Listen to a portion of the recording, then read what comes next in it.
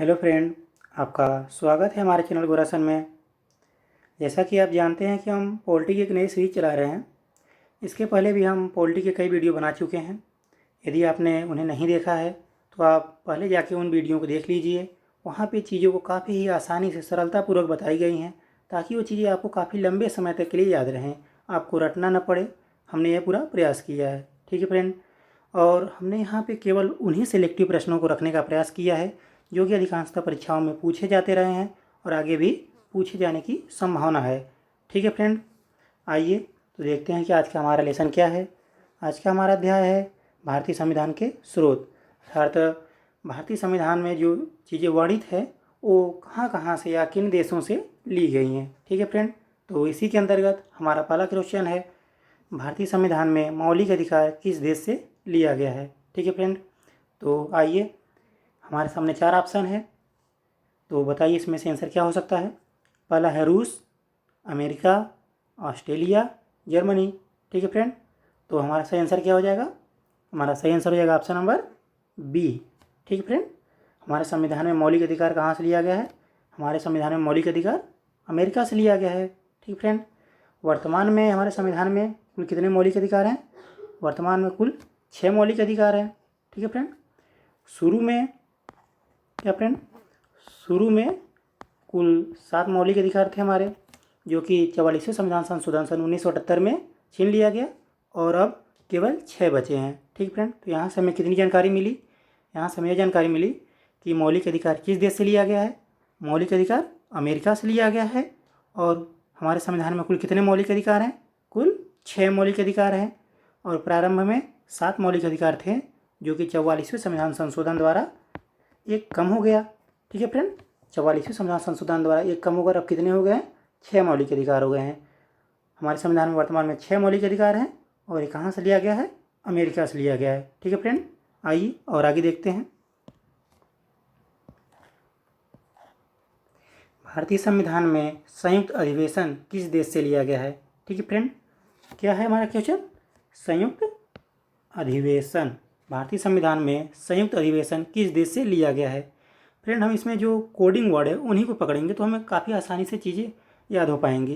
केवल पूरे बड़े क्वेश्चन को पढ़ने का मतलब नहीं है, बस जो कोड वर्ड है उनको हम ध्यान देंगे। संयुक्त अधिवेशन, हमारे संविधान में संयुक्त अधिवेशन कहाँ से लिया गया है, ठीक है फ्रेंड। हमारे सामने 4 ऑप्शन है, अमेरिका से, रूस से, ऑस्ट्रेलिया से, कनाडा से, ठीक है फ्रेंड। तो हमारे यहाँ पे सही आंसर क्या हो जाएगा? हमारा सही आंसर हो जाएगा ऑप्शन नंबर सी। क्या फ्रेंड? ऑस्ट्रेलिया से। संयुक्त अधिवेशन कहाँ से लिया गया है? ऑस्ट्रेलिया से। फ्रेंड, यहाँ पे होता क्या है, जब कभी किसी विधि पे कानून नहीं बन पाता है तो राष्ट्रपति अनुच्छेद नंबर 108 के तहत लोकसभा और राज्यसभा की संयुक्त अधिवेशन बुलाते हैं, ठीक है फ्रेंड, ताकि जो कानून नहीं पारित हो पा रहा है उस कानून को एक साथ बैठ के पारित किया जा सके। और जो हमारी ये सभा बुलाई जाती है, इस सभा की अध्यक्षता कौन करता है? इस सभा की अध्यक्षता करते हैं लोकसभा के अध्यक्ष, ठीक है फ्रेंड। कौन? लोकसभा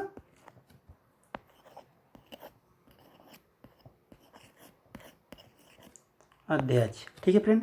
प्रश्न पूछ लिया जाता है कि संयुक्त अधिवेशन कौन बुलाता है, तो हमारा क्या आंसर हो जाएगा? अनुच्छेद नंबर 108 के तहत राष्ट्रपति जी बुलाते हैं, ठीक है फ्रेंड।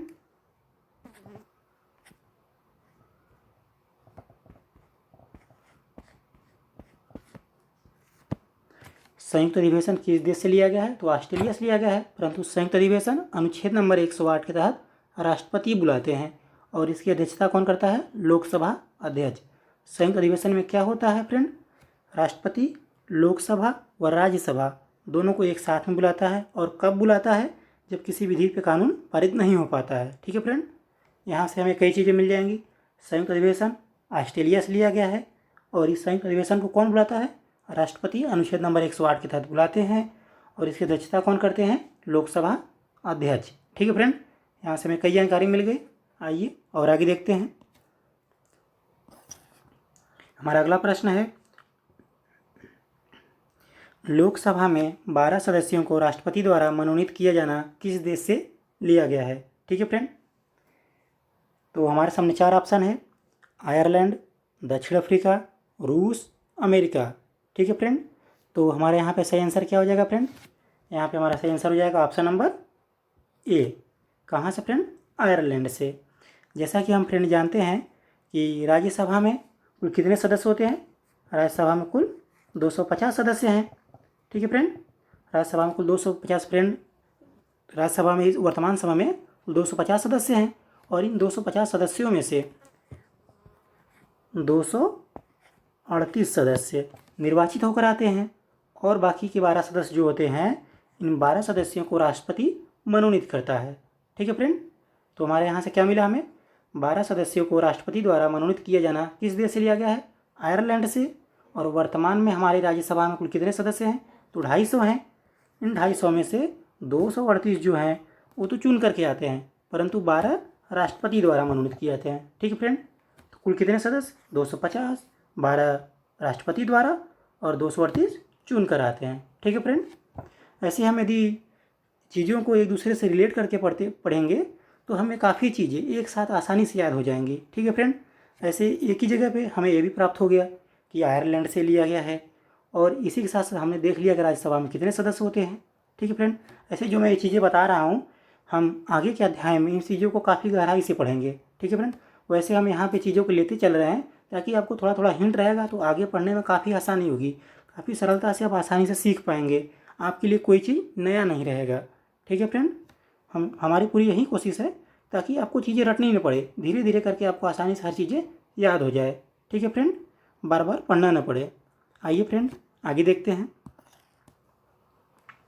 हमारा अगला प्रश्न है, मौलिक कर्तव्य किस देश से लिया गया है? ठीक है फ्रेंड, मौलिक कर्तव्य किस देश से लिया गया है? तो हमारे सामने 4 ऑप्शन है, ब्रिटेन, जर्मनी, फ्रांस, रूस। ठीक है फ्रेंड, तो हमारा सही आंसर क्या हो जाएगा दोस्त? हमारा सही आंसर हो जाएगा ऑप्शन नंबर डी। मौलिक कर्तव्य कहाँ से लिया गया है? रूस से। जैसा कि फ्रेंड हम जानते हैं कि रूस हमारा एक मित्र देश है। जब भी किसी प्रकार की परेशानियाँ आती हैं तो रूस हमारे सहायता के लिए सदैव खड़ा होता है। तो यहाँ से हम एक ऐसे समझ सकते हैं कि मान लीजिए रूस कहता है कि भारत मेरा मित्र देश है, यदि इस पर किसी प्रकार की परेशानियाँ आती हैं तो उसकी मदद करना मेरा मौलिक कर्तव्य है। ठीक है फ्रेंड, यदि ऐसे हम रिलेट करेंगे चीज़ों को आसानी से याद कर पाएंगे। क्या कि रूस कहता है कि भारत मेरा मित्र है और इस पर किसी भी प्रकार की परेशानियाँ आती हैं तो उसकी मदद करना मेरा मौलिक कर्तव्य है। ठीक है फ्रेंड, तो आसानी से याद कर लेंगे मौलिक कर्तव्य कहाँ से लिया गया? रूस से लिया गया। कैसे? क्योंकि रूस कहता है कि भारत की मदद करना मेरा मौलिक कर्तव्य है, क्योंकि वो मेरा मित्र है और मित्र की मदद करनी चाहिए। ठीक है फ्रेंड, आइए और आगे देखते हैं।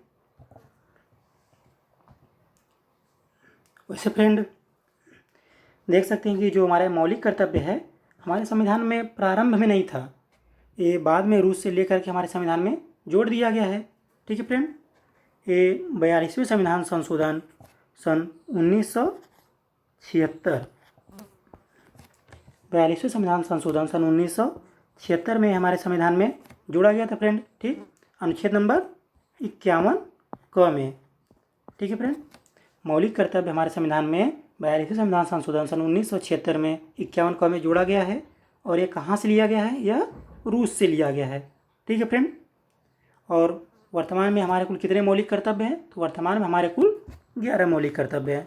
ठीक है फ्रेंड, शुरू में जब यह जोड़ा गया था उस समय केवल 10 मौलिक कर्तव्य थे, परंतु अब वर्तमान में कुल कितने मौलिक कर्तव्य हैं? 11। यदि पूछ लिया जाए कि हमारे कुल कितने मौलिक कर्तव्य हैं तो हम सीधे आंसर दे देंगे 11। और मौलिक कर्तव्य हमारे संविधान में कब जोड़ा गया? तो 42वें संविधान संशोधन सन 1976 में। किस भाग में है? 51 क में है। कहाँ से लिया गया है? रूस से लिया गया है। और रूस को कैसे याद रखेंगे? क्योंकि हमारा मित्र देश है तो मदद करना इसका मौलिक कर्तव्य है। ठीक है फ्रेंड, इसको हम आसानी से एक दूसरे से जोड़ करके याद रख लेंगे। इन सबको आसानी से एक दूसरे से जोड़ते रहेंगे तो याद होता रहेगा और ये सब चीज़ें जो हैं इनको हम आगे के लेसन में और अच्छे से पढ़ेंगे। ठीक है फ्रेंड, बस यहाँ पे हम आपको हिंट देते चल रहे हैं। ठीक है फ्रेंड, आइए और आगे देखते हैं। आपातकाल की व्यवस्था किस देश से ली गई है? ठीक है फ्रेंड, तो आपातकाल की व्यवस्था किस देश से ली गई है? हमारे सामने 4 ऑप्शन है, जर्मनी, रूस, फ्रांस, अमेरिका। ठीक है फ्रेंड, तो यहाँ पे हमारा सही आंसर क्या हो जाएगा? हमारा सही आंसर हो जाएगा फ्रेंड ऑप्शन नंबर ए। क्या friend? Option number A. Friend, जैसा कि हम जानते हैं कि जब प्रथम विश्व युद्ध हुआ था तो उस समय जर्मनी को काफ़ी क्षति हुआ था। जर्मनी को काफ़ी परेशानियों का सामना करना पड़ा था और जर्मनी प्रथम विश्व युद्ध हार भी गया था, जिसकी वजह से जर्मनी पे काफ़ी प्रतिबंध लगा दिए गए थे। उसकी काफ़ी जो सुविधाएं होनी चाहिए या उसको जो सम्मान मिलना चाहिए उसे छीन लिया गया था। तो ऐसे हम इसको रिलेट कर सकते हैं कि जर्मनी पे इतनी परेशानियाँ आ गई कि हम मान सकते हैं वहाँ पे आपातकाल आ गया था। ठीक है फ्रेंड, तो बस इसी से हम जोड़ करके मान लेंगे कि आपातकाल व्यवस्था कहाँ से लिया गया है, जर्मनी से लिया गया है। ठीक है फ्रेंड, आइए और आगे देखते हैं। समवर्ती सूची किस देश से लिया गया है? क्या फ्रेंड, समवर्ती सूची किस देश से लिया गया है? फ्रेंड, यदि आप क्रिकेट देखते होंगे तो आपने ध्यान दिया होगा कि जो हमारा विश्व कप है, विश्व कप क्रिकेट में ऑस्ट्रेलिया समवर्ती सूची में सबसे आगे है। समवर्ती सूची मतलब सबसे अधिक बार विश्व कप जीतने के मामले में सबसे आगे कौन है? ऑस्ट्रेलिया है। तो यहाँ से हम इस प्रश्न का उत्तर जोड़ के याद कर सकते हैं कि समवर्ती सूची कहाँ से लिया गया है? ऑस्ट्रेलिया से लिया गया है। कैसे फ्रेंड? कि विश्व कप क्रिकेट में सबसे ज़्यादा बार विश्व कप किसने जीता है? ऑस्ट्रेलिया ने जीता है। तो विश्व कप जीतने की सूची में सबसे ऊपर कौन है? किस में? विश्व कप जीतने की सूची में। सूची में कौन ऊपर है? ऑस्ट्रेलिया है। तो समवर्ती सूची कहाँ से लिया गया है? ऑस्ट्रेलिया से लिया गया है। ठीक है फ्रेंड, ऐसे हम कोरिलेट करके एक दूसरे से कोई कहानी बना के याद रख सकते हैं बिना भूले। ठीक है फ्रेंड, आइए और आगे देखते हैं। हमारा अगला प्रश्न क्या है?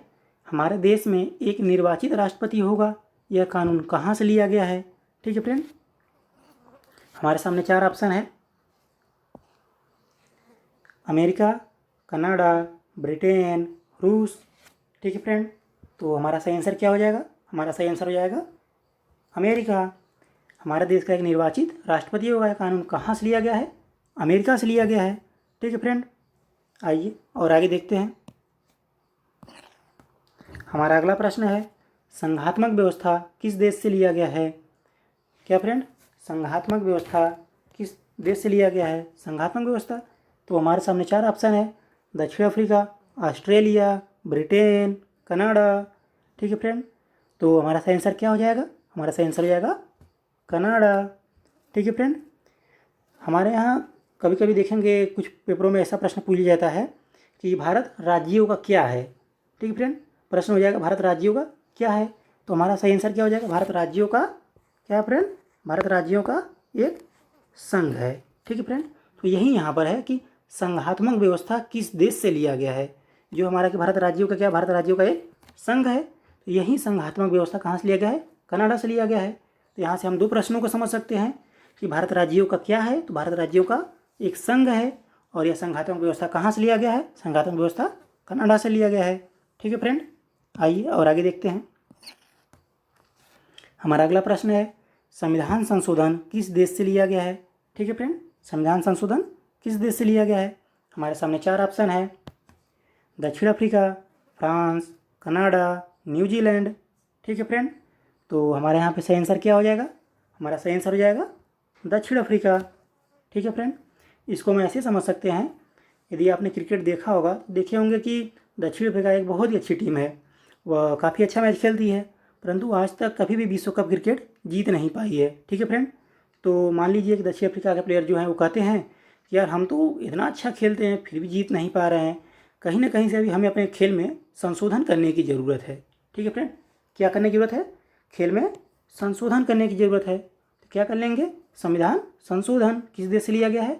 दक्षिण अफ्रीका से। क्यों? क्योंकि दक्षिण अफ्रीका अभी भी एक बार भी मैच जीत नहीं पाया है, फिर भी जो कि वो अच्छा खेलता है फिर भी जीत नहीं पाया है। तो वहाँ के प्लेयर कहते हैं कि यार अभी कुछ भी संशोधन अपने गेम में करना बाकी है, हमें अपने खेल में कुछ ना कुछ संशोधन करना चाहिए ताकि हम मैच को जीत सकें और विश्व कप क्रिकेट जीत सकें। ठीक है फ्रेंड, तो यहाँ से रिलेट करके समझ लेंगे चीज़ों को। आइए और आगे देखते हैं। आगे हमारा अगला प्रश्न है, समानता, स्वतंत्रता, गणतंत्र एवं बंधुत्व किस देश से लिया गया है? ठीक है फ्रेंड, तो हमारे सामने 4 ऑप्शन है: आयरलैंड, कनाडा, फ्रांस, अमेरिका। तो फ्रेंड हमारा सही आंसर क्या हो जाएगा? फ्रांस। ठीक है फ्रेंड, कभी कभी एक सिंगल भी पूछ लेता है कि हमारे यहाँ गणतंत्रात्मक व्यवस्था, क्या फ्रेंड, गणतंत्रात्मक व्यवस्था किस देश से लिया गया है? गणतंत्रात्मक मतलब कि यहाँ पे जनता के द्वारा चुना हुआ सरकार होगा, मतलब यहाँ पे जो शासन है वंशानुगत नहीं होगा, मतलब राजाओं की यहाँ पे राज्य नहीं होगा, मतलब वंशानुगत। यहाँ पे जनता जिसको चुनेगी उस हिसाब से यहाँ पे शासन चलेगा। ठीक है फ्रेंड, तो यह अधिकार कहाँ से लिया गया है, मतलब यह कानून कहाँ से लिया गया है? यह कानून फ्रांस से लिया गया है। ठीक है फ्रेंड, आइए और आगे देखते हैं। हमारा अगला प्रश्न है, राष्ट्रपति पे महाभियोग की व्यवस्था किस देश से लिया गया है? ठीक है फ्रेंड, राष्ट्रपति पे महाभियोग की व्यवस्था किस देश से लिया गया है? हमारे सामने 4 ऑप्शन है, जर्मनी, चीन, जापान, अमेरिका। ठीक है फ्रेंड, तो हमारा सही आंसर क्या हो जाएगा? हमारा सही आंसर हो जाएगा ऑप्शन नंबर डी, अमेरिका। ठीक है फ्रेंड, अनुच्छेद नंबर 61 के तहत राष्ट्रपति पे महाभियोग लगाया जाता है। ठीक है फ्रेंड, यदि राष्ट्रपति के किसी कार्यों में किसी प्रकार की परेशानियां देखी जाती हैं तो उस पर महाभियोग लगाया जाता है अनुच्छेद नंबर 61 के तहत। और ये व्यवस्था कहाँ से ली गई है? यह महाभियोग की व्यवस्था किस पे? राष्ट्रपति पे महाभियोग की व्यवस्था कहाँ से? अमेरिका से। ठीक है फ्रेंड, आइए और आगे देखते हैं।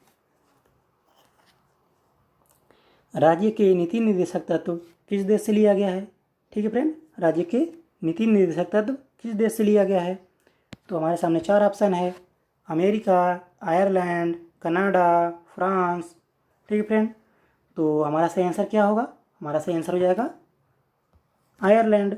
ठीक है फ्रेंड, ये राज्य के नीति निर्देशक तत्व क्या होते हैं? जो राज्य के नीति निर्देशक तत्व होते हैं एक हिसाब से मौलिक अधिकार के समान ही होते हैं। ठीक है फ्रेंड, यह राज्य को जनता के प्रति उनके दायित्व को याद दिलाता है। यह जब राज्य के नीति निर्देशक तत्व संविधान में जोड़े गए थे, उनको जोड़े जाने का उद्देश्य केवल इतना ही था कि जिस प्रकार से राज्य की शक्तियाँ बढ़ती चली जाएंगी वह जनता को और मूलभूत सुविधाएं प्रदान करता चला जाएगा। जैसे कि फ्रेंड, शुरू में हमारे देश में पंचायती राज व्यवस्था नहीं था, परंतु जब सरकार के पास व्यवस्थाएं बढ़ी, उनके पास पैसे की आमदनी बढ़ी, मतलब पहले हमारे देश के पास इतने पैसे थे नहीं, हमारा देश गुलाम था, परंतु जब देश के पास पैसे आए तब उस समय हमारे देश में पंचायती राज व्यवस्था लागू किया गया। ठीक है फ्रेंड, ऐसे ही और सारी चीज़ें जो कि हमारे पंचायती राज्य के नीति निर्देशक तत्व में शामिल हैं वो हमारे जनता को दिया जाना चाहिए। इस बात को राज्य को याद दिलाने के लिए ये नीति निर्देशक तत्व बनाए गए हैं। ठीक है फ्रेंड, जो नीति निर्देशक तत्व हैं सरकार को जनता के प्रति उनके उद्देश्यों को याद दिलाता है। ठीक है फ्रेंड, आइए और आगे देखते हैं। वैसे फ्रेंड, ये जो राज्य के नीति निर्देशक तत्व हैं इनके लिए हम सरकार को कभी ब्लेम नहीं कर सकते कि नहीं आप हमको ये सुविधाएं दीजिए। राज्य के नीति निर्देशक तत्व में जो भी सुविधाएं लिखी गई हैं हम सरकार को कभी कह नहीं सकते कि आप हमको ये सुविधाएं दीजिए। यदि सरकार के पास सुविधाएं हो जाएंगी सरकार हमको स्वतः देगा, इसके लिए हम सरकार को बाध्य नहीं कर सकते हैं। परंतु जो हमारे मौलिक अधिकार हैं उनके लिए हम सरकार को बाध्य कर सकते हैं। उनके लिए हम न्यायालय में सरकार को चुनौती दे सकते हैं कि हमारे मौलिक अधिकार हैं, आपको इन्हें हमें देना पड़ेगा। परंतु नीति निर्देशक तत्वों के लिए हम सरकार को बाध्य नहीं कर सकते। ठीक है फ्रेंड, अतः इसके लिए हम न्यायालय में नहीं जा सकते। ठीक है फ्रेंड, आइए और आगे देखते हैं। हमारा अगला प्रश्न है, हमारे संविधान में एकल नागरिकता की व्यवस्था किस देश से लिया गया है? ठीक है फ्रेंड, क्या है एकल नागरिकता? हमने अपने पुराने वीडियो में भी इस बात पे डिस्कस किया था कि एकल नागरिकता कहाँ से लिया गया है, एकल नागरिकता क्या होती है। यदि आपने पुराना वीडियो नहीं देखा है फ्रेंड, आप हमारे प्लेलिस्ट में जाके पुराने वीडियो को देख सकते हैं और इस चीज़ों को काफ़ी आसानी से समझ सकते हैं। ठीक है फ्रेंड, तो आइए देखते हैं इस प्रश्न को। एकल नागरिकता की व्यवस्था किस देश से लिया गया है? ठीक है फ्रेंड, तो हमारे सामने 4 ऑप्शन है, अमेरिका, ब्रिटेन, जर्मनी, रूस। ठीक है फ्रेंड, तो हमारा सही आंसर क्या हो जाएगा? हमारा सही आंसर हो जाएगा ऑप्शन नंबर बी, ब्रिटेन। ठीक है फ्रेंड, एकल नागरिकता में क्या है कि हम किसी भी एक जगह की ही नागरिकता ले सकते हैं। जैसे कि हम यदि भारत के नागरिक हैं तो केवल भारत के ही नागरिक रहेंगे। यदि हम विदेश में जाके कहीं की नागरिकता ले लेते हैं, किसी भी दूसरे देश में जाकर नागरिकता ले लेते हैं तो हमारे देश की स्वतः ही नागरिकता समाप्त हो जाएगी। ठीक है फ्रेंड, आइए और आगे देखते हैं। हमारा अगला प्रश्न है, भारतीय संविधान का सबसे बड़ा भाग कहाँ से लिया गया है? जैसा कि फ्रेंड आज का हमारा अध्याय ही है कि भारतीय संविधान के स्रोत, अर्थात भारतीय संविधान में जो चीज़ें जोड़ी गई हैं वो कहाँ कहाँ से ली गई हैं। तो हमारा जो ये प्रश्न है कि भारतीय संविधान का सबसे बड़ा भाग, यानी भारतीय संविधान के जो भाग जुड़े हैं सबसे ज़्यादा उसमें मटेरियल कहाँ से ले आकर इसमें जोड़े गए हैं। ठीक है फ्रेंड, जो सबसे ज़्यादा कानून हैं कहाँ से या किस देश से लाके इसमें जोड़े गए हैं। तो फ्रेंड हमारा ऐसा आंसर क्या हो जाएगा? हमारे सामने 4 ऑप्शन है, ब्रिटेन, भारत शासन अधिनियम 1935, अमेरिका, रूस। ठीक है फ्रेंड, तो हमारा सही आंसर हो जाएगा भारत शासन अधिनियम 1935। ठीक है फ्रेंड, भारत शासन अधिनियम 1935 से अधिकांशतः चीज़ें लाकर यहाँ पे रखी गई हैं। ठीक है फ्रेंड, और आगे आइए।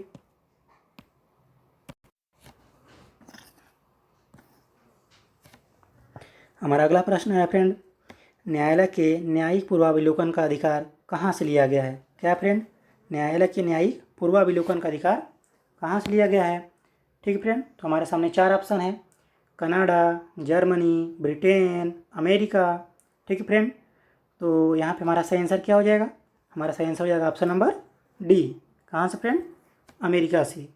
न्यायिक पूर्वावलोकन अर्थात मतलब यदि संसद में किसी भी बात पे कानून पारित हो जाता है तो न्यायालय को यह अधिकार है कि उन्हें चेक करे कि ये जो कानून संसद द्वारा बनाए गए हैं कहीं ये संविधान का उल्लंघन तो नहीं कर रहे हैं। यदि उल्लंघन करते हुए पाए जाते हैं तो न्यायालय उन कानूनों को रद्द कर सकता है। ठीक है फ्रेंड, किस अनुच्छेद के तहत?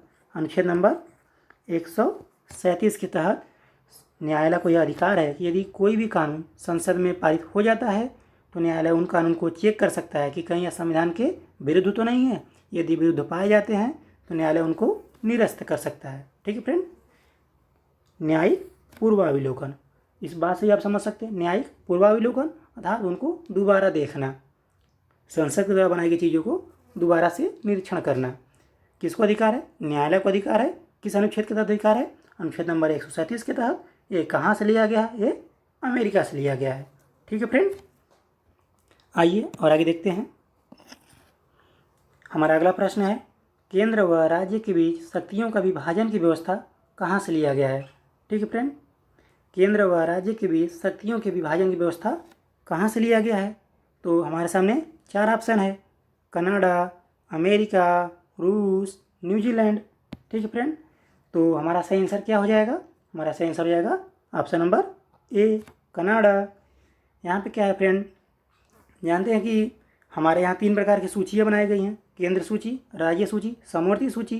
केंद्र सूची के तहत जो भी चीज़ें आती हैं उन पे कानून बनाने का और कार्य करने का अधिकार केंद्र का होता है, और राज्य सूची के अंतर्गत जो चीज़ें आती हैं उन पे कानून बनाने का अधिकार राज्य का होता है, और समवर्ती सूची के तहत जो चीज़ें आती हैं उन पे केंद्र और राज्य दोनों कार्य कर सकते हैं। तो उसी प्रकार की जो शक्तियों का विभाजन है, यहाँ पे हमारा प्रश्न ही था केंद्र और राज्य के बीच शक्तियों का विभाजन, तो विभाजन की व्यवस्था कहाँ से लिया गया फ्रेंड? विभाजन व्यवस्था कनाडा से लिया गया है। ठीक है फ्रेंड, हमारे देश में एक अच्छी व्यवस्था लागू करने के लिए केंद्र और राज्य के बीच समन्वय बनाए रखने के लिए ये चीज़ें काफ़ी आवश्यक हैं। ठीक है फ्रेंड, ताकि दोनों को पता हो कि हाँ केंद्र का कार्य क्या है और राज्य का कार्य क्या है, ताकि कभी भी किसी प्रकार का कोई विवाद स्पष्ट न हो। ठीक है फ्रेंड, आइए आगे देखते हैं। हमारा अगला प्रश्न है, संसदीय शासन व्यवस्था कहाँ से लिया गया है? ठीक है फ्रेंड, संसदीय शासन व्यवस्था अर्थात हमारे देश में एक संसद है जहाँ पे कि कानून व्यवस्था बनती है। किसी प्रकार का कानून बनाना होता है तो वहाँ पे पारित किया जाता है, वहाँ पे सांसदों की बैठक होती है और कानून बनाया जाता है। ठीक है फ्रेंड, और हमारे देश में विधेयक पारित करना है या फिर चाहे संपत्ति के लिए हो या हमारे देश में जो बजट पारित किया जाता है, ये सारे संसद में पेश किए जाते हैं। तो वहीं यहाँ पर है कि संसदीय शासन व्यवस्था कहाँ से लिया गया है। ठीक है फ्रेंड, तो हमारे सामने 4 ऑप्शन है, ब्रिटेन, अमेरिका, जापान, इजराइल।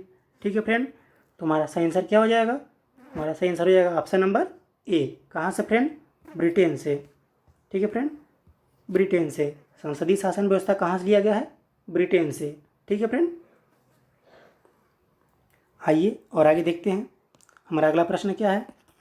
हमारा अगला प्रश्न है, न्यायपालिका की व्यवस्था कहाँ से ली गई है? ठीक है फ्रेंड, हमारे देश में न्यायपालिका है जिसके आधार पर हमें न्याय मिलता है। जैसे केंद्र में सुप्रीम कोर्ट है और राज्यों के लिए हाई कोर्ट है। ठीक है फ्रेंड, तो वहीं और जिलों के लिए डिस्ट्रिक्ट न्यायालय होता है। ठीक है फ्रेंड, तो वहीं हमारे यहाँ पर प्रश्न है कि न्यायपालिका की व्यवस्था कहाँ से लिया गया है? तो हमारे सामने 4 ऑप्शन है, भारत शासन अधिनियम 1935 और ब्रिटेन, जर्मनी, रूस। ठीक है फ्रेंड, तो हमारे यहाँ पे सही आंसर क्या हो जाएगा? हमारा सही आंसर हो जाएगा ऑप्शन नंबर ए। क्या friend? Option number A, Bharat शासन अधिनियम 1935 से न्यायपालिका की व्यवस्था ली गई है। ठीक है फ्रेंड, आइए और आगे देखते हैं। हमारा अगला प्रश्न है, लोगों को न्याय पाने का अधिकार होगा, यह व्यवस्था किस देश से लिया गया है। ठीक है फ्रेंड, जितने भी व्यक्ति हैं उनको न्याय पाने का अधिकार होगा, अर्थात उन्हें बिना मतलब का फंसाया नहीं जा सकता। वो अपने न्याय के लिए न्यायालय में जा सकते हैं, अपील कर सकते हैं, उनका यह मौलिक अधिकार है। यह कहाँ से लिया गया फ्रेंड? तो हमारे सामने 4 ऑप्शन है, अमेरिका, रूस, ब्रिटेन, ऑस्ट्रेलिया। ठीक है फ्रेंड, तो हमारा सही आंसर क्या हो जाएगा? अमेरिका। जैसा कि फ्रेंड हमने ऊपर ही पढ़ा था कि मौलिक अधिकार कहाँ से लिया गया है? अमेरिका से लिया गया है। तो न्याय पाने का अधिकार हमारा एक मौलिक अधिकार है, अतः यह भी कहाँ से लिया जाएगा? यह भी अमेरिका से लिया जाएगा। ठीक है फ्रेंड, तो फ्रेंड आज हमने 19 प्रश्नों पे काफ़ी गहन तरीके से अध्ययन किया और उनसे जुड़ी हुई काफ़ी चीज़ों को भी देखा। न केवल हमने 19 प्रश्नों को देखा, बल्कि उन्होंने काफ़ी अच्छे तरीके से देखा और समझा भी, और उनसे जुड़े हुए और भी कई प्रश्नों को देखा। ठीक है फ्रेंड, और मित्रों यहाँ पे हमने देखा कि हमारी संविधान में काफ़ी चीज़ें दूसरे देशों से ली गई हैं। तो कई मित्रों के मन में बात रह जाती है कि हमारे संविधान की जो चीज़ें हैं वो तो सारी अलग से ली गई हैं, तो हमारे देशवासियों ने क्या किया? तो मित्र ऐसा बात नहीं है।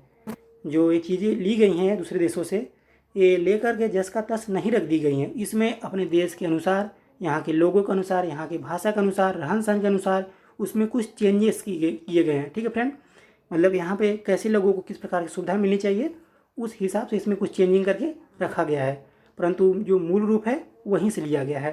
ठीक है फ्रेंड, तो ये पूर्ण रूप से विदेशी नहीं है, इसमें कुछ संशोधन अपने भारतीय लोगों के अनुसार किया गया है। ठीक है फ्रेंड, तो फ्रेंड आज हमने पूरा प्रयास किया कि आपको कम से कम समय में काफ़ी अधिक चीज़ें और काफ़ी अच्छे तरीके से प्रोवाइड किया जाए। ठीक है फ्रेंड, हम उम्मीद करते हैं कि आपको हमारा ये वीडियो काफ़ी पसंद आया होगा। यदि ये वीडियो पसंद आया हो तो हमारे वीडियो को लाइक करें, चैनल को सब्सक्राइब करें और इसे अपने दोस्तों के साथ शेयर करना न भूलें। धन्यवाद फ्रेंड।